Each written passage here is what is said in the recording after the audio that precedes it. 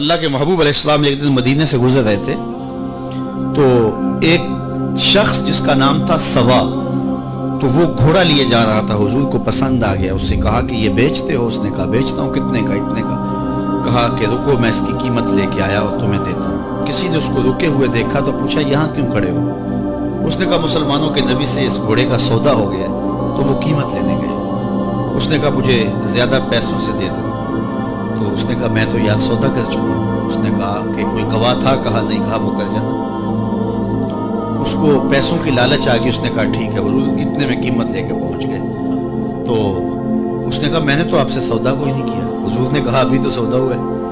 وہ کہنے لگا میں نے سودا کوئی نہیں کیا۔ لوگ بھی اکٹھے ہونے لگے، ہجوم بن گیا۔ اب حضور کہے میں نے گھوڑا خریدا ہے، وہ کہے میں نے بیچا نہیں۔ اب جب لوگوں کا ہجوم بنا تو لوگوں کے ہجوم کا بھی ایک پریشر ہوتا ہے۔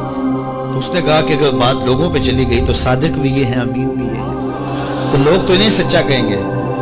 اس نے کہا اچھا آپ مجھے یہ بتائیں کہ جب دو آدمیوں کے مابین یوں نزاع بن جائے تو اس میں تصفیہ کی صورت کیا ہوتی ہے آپ کی شریعت میں؟ حضور نے فرمایا میری شریعت تو کہتی ہے کہ جو مدعی ہے وہ گواہ لائے، والیمین علی من انکر، جو انکار کرتا ہے وہ قسم دے دے۔ اس نے کہا پھر ٹھیک ہے، آپ کا دعویٰ ہے کہ آپ نے گھوڑا خریدا ہے تو پھر آپ گواہ دیں، اور اگر آپ کے پاس گواہ نہیں ہے تو پھر میں قسم دے دیتا ہوں۔ جھوٹ اس نے پہلے بول لیا تھا، قسم دینا اس کے لیے مشکل نہیں تھا، اس کو یہ بھی پتا تھا گواہ کوئی نہیں۔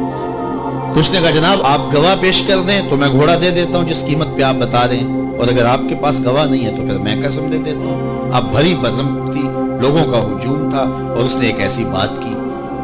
قبل اس سے کہ کچھ دیر گزرتی حضرت حذیفہ بن یمان الانصاری رضی اللہ تعالیٰ آگے بڑھے اور کہا کہ گواہی مانگتا ہے؟ اس نے کہا جی میں گواہی مانگتا ہوں۔ تو کہا میں گواہی دیتا ہوں، جتنے میں حضور نے بتایا اتنے میں سودا ہوا ہے اور حضور نے گھوڑا خریدا ہے۔ اس نے کہا جی ٹھیک ہے میرا مطالبہ پورا ہو گیا، گواہی چاہیے تھی، درکار تھی، گواہی مل گئی۔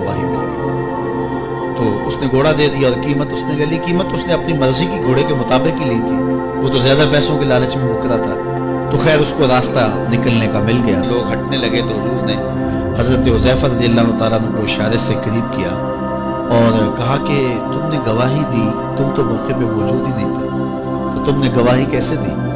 تو حضرت حذیفہ رضی اللہ تعالیٰ عنہ نے کہا حضور گھوڑا کیا ہے، آپ کے کہنے پہ تو ہم نے رب کی گواہی دے دی، ہم نے رب کو دیکھا تھا، آپ نے کہا نہ ہے تو ہم نے مان لیا، تو یہ گھوڑا کیا ہوتا ہے؟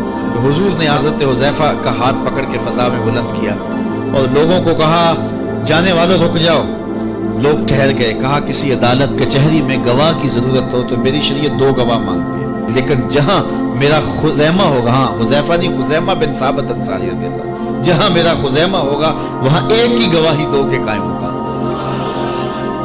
فیض پہنچا اے رضا احمد پاک کا، ورنہ ہم کیا جانتے خدا کو۔